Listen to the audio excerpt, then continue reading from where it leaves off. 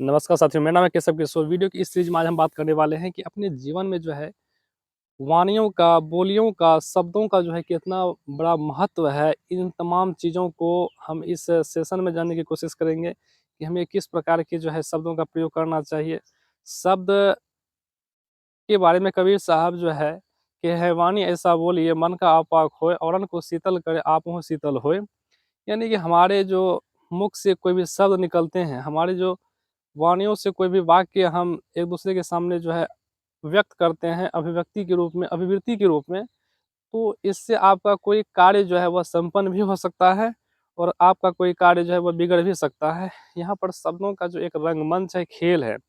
अगर आपके हृदय करुणा से भरी हुई है, अगर आपके हृदय में दया की भावना है, तो स्वतः ही आपके मुख से जो ऐसी वाणियाँ, शीतलमय वाणियाँ जो है प्रकट होगी, जिससे दूसरे को लाभ होता है और उससे पुनः आपको जो है पुनरावृत्ति के रूप में आपको भी लाभ होता है। तो बोलते समय जो है या कोई कार्य को सिद्ध करते समय जो है आप इस प्रकार से जुड़िए, इस प्रकार से जो है अपने शब्दों का प्रयोग कीजिए कि जिससे दूसरे को आपके प्रति स्नेह हो जाए। ऐसा शब्द का प्रयोग बिल्कुल भी ना करें जिससे जो है आपका दूसरे के नज़र में छवि जो है धूमिल हो जाए, वो आपके बारे में भाषाई तत्व के रूप में जो है गलत अवधारणा जो है निर्धारित कर ले। इससे जो है आपका जीवन जो है वह क्षतिमय हो सकता है, क्षतिग्रस्त हो सकता है, क्योंकि बहुत सारे तप त्याग के बाद जो है किसी एक मुकाम पर कोई व्यक्ति जो है पहुँचते हैं और इन्हीं पहुँचे हुए मुकाम मुकाम पर जो है भाषा के उच्चारण के रूप में, भाषा प्रयोग के दृष्टिकोण से जो है अपने मुकाम को वो जो है धूमिल कर लेते हैं। तो कहीं न कहीं जब आप शब्दों का चयन जो है वो अच्छे से करेंगे, प्रत्येक स्थिति में, प्रत्येक गंभीर स्थिति में, प्रत्येक जो है हर्ष की स्थिति में, उल्लास की स्थिति में, दुःख की स्थिति में, जब आप करुणामयी हो करके, दयामयी हो करके आप जब शब्दों का चयन करते हैं, भाषा का चयन करते हैं, तो हर स्थिति परिस्थिति में आप अ, जो है उभर सकते हैं, निकल सकते हैं। साथियों, आज इस चर्चा में हम विस्तार से बात करने वाले हैं कि क्यों और कैसे जो है हम भाषा का प्रयोग अच्छे से कर सकेंगे? क्यों जो है हमारे अंदर से जो है गलत शब्दों का जो है विकार रूप लेकर के जो है अस्फुटित होते हैं। इन तमाम चीज़ों को जो है अगर हम गहराई से अध्ययन करें, तो जो भी मुख से हमारे जो है वाणियाँ निकलती है, इसमें हमारे शरीर के अंदर छुपे हुए विकार होते हैं।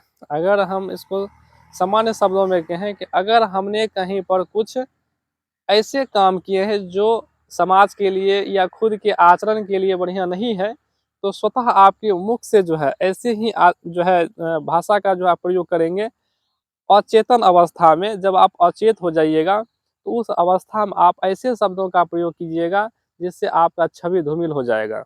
वहीं दूसरे अर्थों में अगर हम समझें कि मान के चलिए आपने पीछे जो प्रारब्ध में जो है आपने कुछ गलत नहीं किए हैं या फिर किसी के बारे में जो आप बुरा नहीं सोचे हैं, किसी को जो है द्वेष की भावना से नहीं देखे हैं, आप में जो है अहंकार की भावना नहीं है, तो आपका जो है मुख से जो स्फुटित होने वाली जो भाषा है, वह करुणामय हो जाएगा, दूसरे को हृदय को शीतल पहुँचाने वाला ऐसा होगा। लेकिन आपने कुछ अगर पीछे जो है गलत करके रखे हैं, तो आपका भाषा जो है उस गलत चीज़ों को जो मॉडिफ़ाई करके मुख से जो है निकल पड़ेगा और स्वतः निकल पड़ेगा।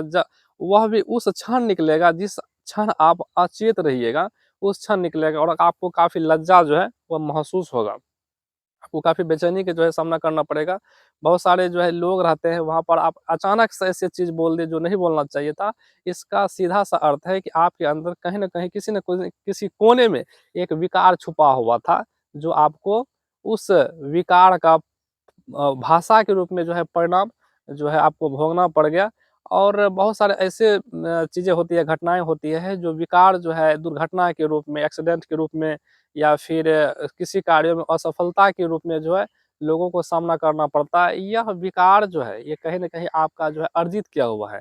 इसको आप अगर सही तरीके से देखें, सही रूप से पुनरावृत्ति करके सोचें, प्रारब्ध के कर्मों के अनुसार सोचें, तो यह विकार जो है आप में कहीं न कहीं किसी न किसी कर्मों के द्वारा जो है संग्रहित है। यही विकार जो है अनेक-अनेक कर्मों के द्वारा, अनेक जो है आयामों के द्वारा, अनेक-अनेक देश काल खंडों के द्वारा, अनेक-अनेक जो है भाषाओं के द्वारा, अनेक-अनेक जो है वेशभूषाओं के द्वारा जो है आप में देखने को मिलेगा। तो साथियों आज हम क्यों इस विषय पर चर्चा कर रहे हैं? तो साधारण सी बात है कि जब हम एक भावी समाज की बात करेंगे, साधारण सी बात है जब हम एक देश निर्माण की बात करेंगे तो यहाँ पर चरित्र निर्माण पहला प्राथमिकता होनी चाहिए। अगर आपका चरित्र निर्माण जो है पहला प्राथमिकता नहीं है, तो ये समाज, ये देश का जो है गौरव, ये उन्नति की ओर जो है प्रखर नहीं हो सकेगी। चरित्र निर्माण कैसे बनेगी?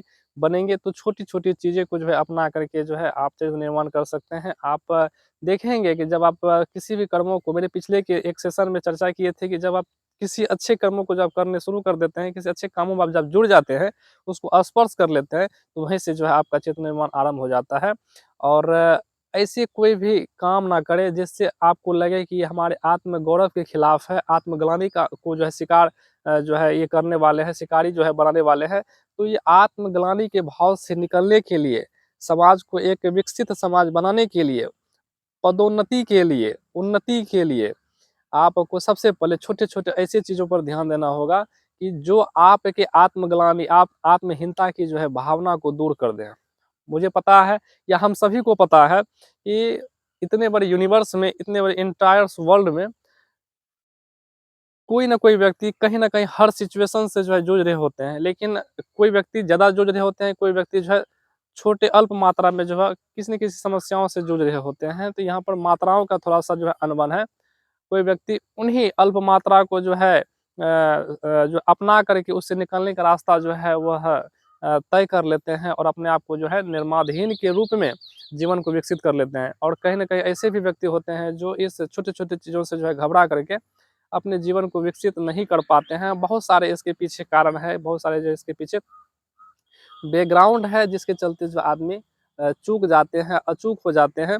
और कई शब्दों में देखें तो अचूकता का मतलब है कि ऐसे व्यक्ति जो एक-एक बिंदु को, पार्टिकुलर एक-एक बिंदु को जो है उन्होंने देखा है, समझा है, स्पर्श किया है, तो वह अचूक कहलाता है। उसको जो है वो चूक नहीं सकते क्योंकि अपने आप को सँभाल लेते हैं। और अगर वो आध्यात्मिक प्रवृत्ति या प्रकृति वाले हैं, तो भगवान श्री कृष्ण की वाणी है कि जिन्होंने आध्यात्मिकता की ओर जो है पहला कदम रख लिया है, तो उसको ये प्रकृति या मुझे समझो कि मैं उसे कभी जीवन में गिरने नहीं देता हूँ, बल्कि जो है दंड दे करके थोड़ा अल्प कष्ट दे करके जो है मैं उसे सँभालने का काम करता हूँ। क्योंकि भक्ति बीज बिनसे नाहीं, कबीर साहब की जो है एक वाणी है कि भक्ति बीज बिनसे नाहीं। अगर अध्यात्म की ओर आप प्रखर हैं, उसने उसमें आप बीज डाल दिए हैं तो आपका जो है कभी विनष्टा नहीं, नाश नहीं होता।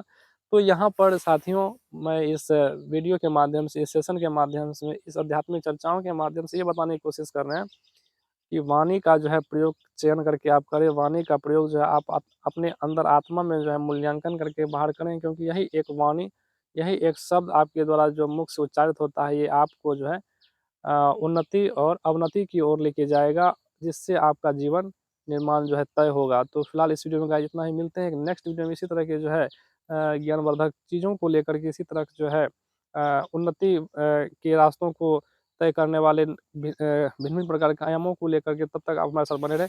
जय हिंद, वंदे मातरम।